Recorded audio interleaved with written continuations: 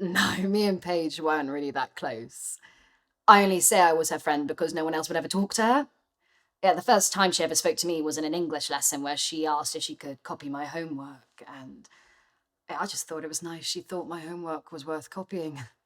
Yeah, by the end of the first term, I had an empty pencil case and a sort of friend. The only thing we ever did together was sit at the bottom of the school concourse where everybody else with no friends went. Yeah, everyone just thought she was a junkie, like Potty Page, they called her, but yeah, I quite liked her, to be honest. Even if all she did was ramble and like, boy, I mean, she could tell a good story. I remember this one she told me about a fairy stealing her backy, and so she chased it into some woodland area, and she saw two elves going at it against a tree. She said it was like Lord of the Rings, but loads kinkier.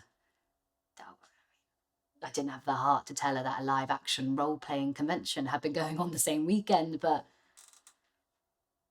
yeah, the amount of conviction she had in telling it, it almost made you want to believe. I mean, she didn't ask many questions back, but then again, like, why would she? My life was boring. It's not like anyone else took an interest.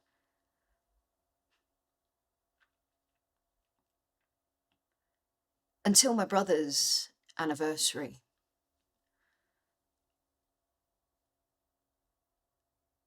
I hadn't shown up to school that day, which I never really did on those days. The next Monday, I met her at the wall as though nothing was different. And she'd asked me where I'd been last Friday. So I told her about my brother in as little detail as I could. And it was the strangest thing. You know, most people just look really awkward and they apologise for no reason. But she just nodded, as if she knew all along. So the next day she showed up with a little daisy chain, and she said that daisies were a little portal to the fairy world, and that if you see a ring of them in the grass, that means a fairy's trying to trick you. And if you stand in it, you like fall through to the underverse, whatever the underverse is. But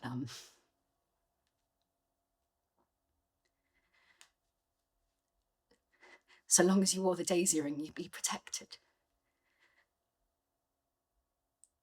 Then I think that was her own really weird way of trying to comfort me.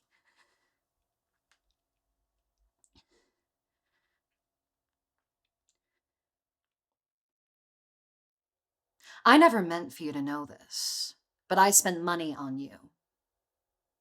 Oh, I don't mind that money ought to be spent, but time is different. You know, 2 years is a valuable currency at whatever age, and I have spent 2 years on you from the first day. You know, sometimes in the middle of the night, when I have been desperately tired, I have lain awake making plans, large and small, simple and silly, plans for you. And you tell me I have no interest in you?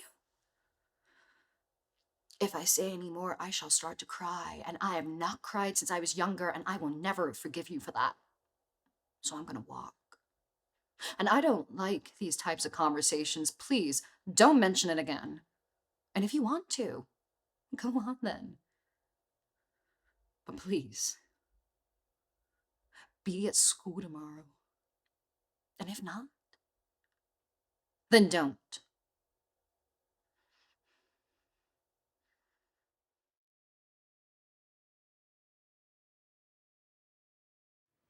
Come you, my lord, to see my open shame? Now thou dost penance too, look how they gaze. See how the giddy multitude do point, and nod their heads, and throw their eyes on thee, to see my tears, and hear my deep-fet groans. The ruthless flint doth cut my tender feet, and when I start, the envious people laugh, and bid me be advised how I tread. Sometime I'll say I am Duke Humphrey's wife, And he a prince and ruler of the land, yet so he ruled, and such a prince he was, as he stood by whilst I, his forlorn duchess, was made a wonder and a pointing stock to every idle rascal follower. But be thou mild, and blush not at my shame, nor stir at nothing, till the axe of death hang over thee, as sure it shortly will.